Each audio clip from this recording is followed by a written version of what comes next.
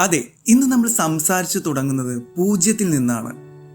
പൂജ്യത്തിന്റെ വില ശരിക്കും നമ്മൾ അറിഞ്ഞിട്ടുള്ളവരാണല്ലേ? ഒരു സംഖ്യ പൂജ്യത്തോട് ചേർന്നാലും ഇല്ലെങ്കിലും പൂജ്യത്തിന്റെ വില എന്താണെന്ന് നമ്മൾ മനസ്സിലാക്കിയിട്ടുണ്ട്. നമ്മുടെ ജീവിതം തന്നെ അതുപോലെ ഒരു വട്ടപൂജ്യമാണെന്ന് പറയുന്ന ഒരുപാട് ആളുകളും നമുക്ക് ചുറ്റുമുണ്ട്. നമ്മുടെ മനസ്സിൽ നമ്മൾ ആഗ്രഹിക്കുന്ന ഒരു ജീവിതമുണ്ട്. പക്ഷെ അത് നമ്മുടെ ആഗ്രഹത്തോടോ നമ്മുടെ പേഴ്സണാലിറ്റിയോടോ ഒരു ബന്ധമില്ല എന്ന തോന്നലാണ് നമുക്ക് പലപ്പോഴും ഉണ്ടാകാറുള്ളത്. പലപ്പോഴും സ്വന്തം ഐഡന്റിറ്റി പോലും സംശയിക്കുന്ന നിമിഷങ്ങൾ. നമ്മൾ ഒട്ടും അതായിട്ട് കംഫർട്ട് അല്ല.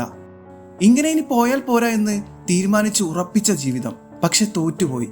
ഒരുപാട് ഞാൻ ശ്രമിച്ചു, ഹാർഡ് വർക്ക് ചെയ്തു, പല പുസ്തകങ്ങളും വായിച്ചു, ഇൻഫ്ലുവൻസേഴ്സിന്റെ അനുഭവങ്ങൾ വായിച്ചു. പക്ഷേ എൻ്റെ കണക്കുകൾ എത്തിച്ചേരുന്നത് പൂജ്യത്തിലാണ്. ഞാൻ എവിടെയും എത്തിയിട്ടില്ല. എൻ്റെ ജീവിതം ഒരു ബിഗ് സീറോ ആണ്. ഒന്ന് തിരിഞ്ഞു നോക്കുമ്പോൾ തോന്നും നമുക്ക് കിട്ടിയ അവസരങ്ങളെല്ലാം നമ്മൾ നഷ്ടപ്പെടുത്തിയെന്ന്. നമ്മൾ ഒരിടത്തും എത്തിയിട്ടില്ല. നമ്മൾ ഒരുപാട് ആഗ്രഹിക്കുന്നുണ്ട് ഈ ജീവിതം ചേഞ്ച് ചെയ്യണം, ബിൽഡ് ചെയ്യണം. പക്ഷെ ഒന്നും നടക്കുന്നില്ല. നമ്മൾ പലതവണ ട്രൈ ചെയ്തിട്ടുണ്ട്. ഓരോ തവണ ശ്രമിച്ചപ്പോഴും വീണ്ടും വീണ്ടും താഴേക്ക് വീണെന്നല്ലാതെ ഒരു മാറ്റവും സംഭവിക്കുന്നില്ല. മനസ്സിലേൽക്കുന്ന മുറിവാണെങ്കിൽ നമുക്ക് പറഞ്ഞറിയിക്കാൻ പറ്റാത്തതിനപ്പുറമാണ്. ഒരുപക്ഷെ നിങ്ങൾ ഈ നിമിഷവും മുൻപുണ്ടായിരുന്ന അവസ്ഥയിൽ തന്നെ ആയിരിക്കും. ആ ഉന്മേഷക്കുറവ് ഇപ്പോഴും നിങ്ങളെ തേടി വരുന്നു. മനസ്സും ശരീരവും ഒരുപാട് മടുത്ത അവസ്ഥ. ഒന്നിനും ഒരു താല്പര്യമില്ല, ഒരു എനർജി ഫീൽ ചെയ്യുന്നില്ല. ചെയ്യുന്ന ഒരു കാര്യത്തിലും ഒരു പ്രൊഡക്ടിവിറ്റി പോലും കണ്ടെത്താൻ പറ്റുന്നില്ല. We feel like we are a big zero. Yes, എനിക്ക് നിങ്ങളോട് പറയാനുള്ളത് നിങ്ങൾ നിങ്ങളുടെ ഓപ്പർച്യൂണിറ്റി കണ്ടെത്തുക എന്നുള്ളതാണ്. Victory comes from finding opportunities in problems. നിങ്ങളുടെ പ്രശ്നങ്ങളിൽ നിന്നാണ് നിങ്ങൾ നിങ്ങളുടെ അവസരങ്ങൾ കണ്ടെത്തുന്നത്, പാഠങ്ങൾ പഠിക്കുന്നത്. നിങ്ങളൊരു കംഫർട്ട് സോണിൽ നിൽക്കുന്ന ആളാണെങ്കിൽ ഇപ്പോൾ നിങ്ങൾ ഈ വീഡിയോയിൽ എത്തില്ലായിരുന്നു, ഇത് തുടർന്ന് കേൾക്കില്ലായിരുന്നു. നിങ്ങൾക്കറിയാം നിങ്ങളുടെ അവസരങ്ങൾ എവിടെയും നഷ്ടമായിട്ടില്ല എന്ന്. പക്ഷെ ഞാൻ എങ്ങനെ തുടങ്ങും, എവിടെ തുടങ്ങും, അങ്ങനെ കൺഫ്യൂസ്ഡ് ആകുന്ന ഒരുപാട് ചോദ്യങ്ങളാണ് നിങ്ങളുടെ മനസ്സിലിപ്പോൾ. നമുക്ക് നമ്മുടെ ജീവിതത്തിന്റെ കഥ ഇഷ്ടമല്ലെങ്കിൽ അതങ്ങ് മാറ്റുക. കാരണം ഈ കഥ എഴുതുന്ന പേന നമ്മുടെ കയ്യിലാണ്.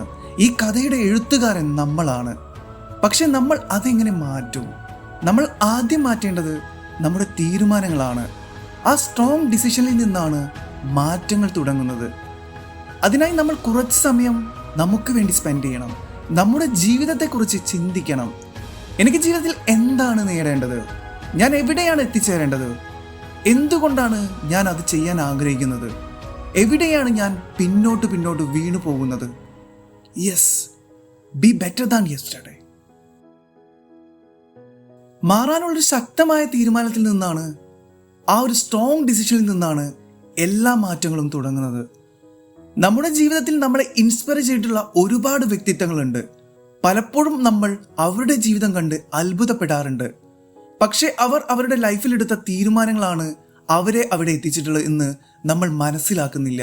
അവരുടെ ലൈഫ് നിങ്ങളെ മോട്ടിവേറ്റ് ചെയ്യുന്നുണ്ടെങ്കിൽ അത് തികച്ചും അവർ അവരുടെ ജീവിതത്തിലെടുത്ത തീരുമാനങ്ങളെ കൊണ്ടാണ്. Yes, the power of decision making. അടുത്തതായി നമ്മൾ ജീവിതത്തിൽ വരുത്തേണ്ട ചില മാറ്റങ്ങളുണ്ട്. നമ്മുടെ ശീലങ്ങളാണ് നമ്മളെ പലപ്പോഴും പുറകോട്ട് വലിക്കുന്നത്. നമ്മുടെ സമയം കളയുന്ന ഹാബിറ്റ്സ് എന്താണ്? നമ്മുടെ എനർജി കളയുന്ന ഹാബിറ്റ്സ് എന്താണ്? നമ്മുടെ സ്വപ്നങ്ങളിൽ നിന്ന് നമ്മളെ മാറ്റിക്കളയുന്ന ഹാബിറ്റ്സ് എന്താണ്? അത് മാറാനായിട്ട് തീരുമാനങ്ങൾ എടുക്കുക, ഉറച്ച തീരുമാനങ്ങൾ എടുക്കുക. അത് കണ്ടെത്താനായിട്ട് സമയം ചിലവഴിക്കുക. പുതിയതായി എന്തെങ്കിലും ഒരു കാര്യം പഠിക്കുക. നിങ്ങളുടെ സ്കില്ലുകൾ പോളിഷ് ചെയ്യുക.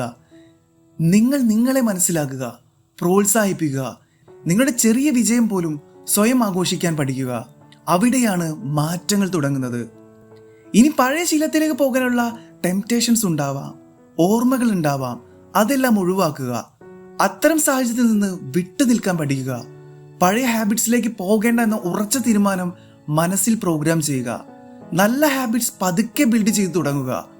ലൈഫിൽ ചെറിയ ചെറിയ മാറ്റങ്ങൾ കൊണ്ടുവരിക. രാവിലെ ഉണർന്ന് ബെഡ്ഷീറ്റ് നേരെയാക്കുന്നതും ബ്ലാങ്കറ്റ് മടക്കി വെക്കുന്നതും പോലുള്ള ചെറിയ ചെറിയ ശീലങ്ങളിൽ നിന്ന് മാറ്റങ്ങൾ കൊണ്ടുവരിക.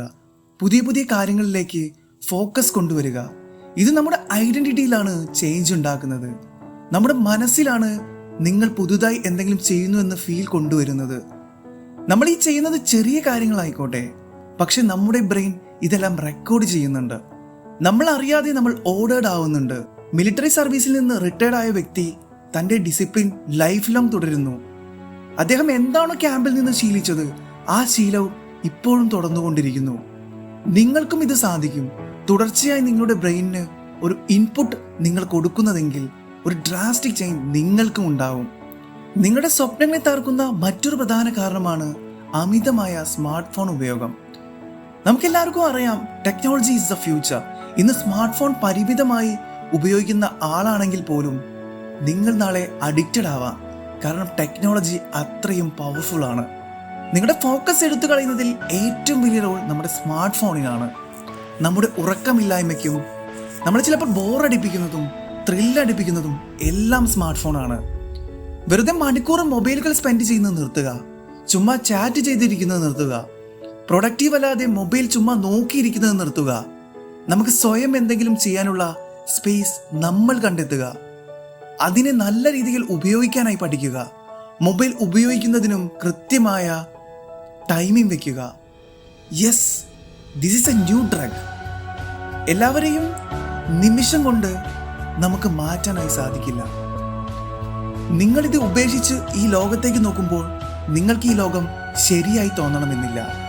നിന്റെ ചുറ്റുമുള്ള ആളുകൾ ഇത് തുടരുന്നത് കാണുമ്പോൾ നിനക്കത് ഏക്സെപ്റ്റ് ചെയ്യാൻ പ്രയാസമുണ്ടാകാം. എനിക്കും ഇത് എൻജോയ് ചെയ്യണമെന്ന് തോന്നാം, അഡിക്ഷൻ തോന്നാം. പക്ഷെ നീ നിന്റെ ഉള്ളിലെ പവർ തിരിച്ചറിയുന്നുവെങ്കിൽ ഇതിൽ നിന്നും നിഷ്പ്രയാസം നിനക്ക് മുന്നോട്ട് വരാം. എല്ലാം ഒന്ന് കലങ്ങി തെളിയും വരെ നീ നിന്റെ ചുറ്റിലും നോക്കിക്കൊണ്ടേയിരിക്കും. അവരിൽ നിന്ന് വ്യത്യസ്തനാവുന്നെങ്കിൽ നീ ആയിരിക്കും അവരെക്കാൾ ചിന്തിക്കുന്നവനും. നീ എന്നാണോ നിന്റെ കംഫർട്ട് സോൺ വിട്ട് പുറത്തു വരുന്നത്, ഹിയർ യുവർ ലൈഫ് ബിഗിൻസ്.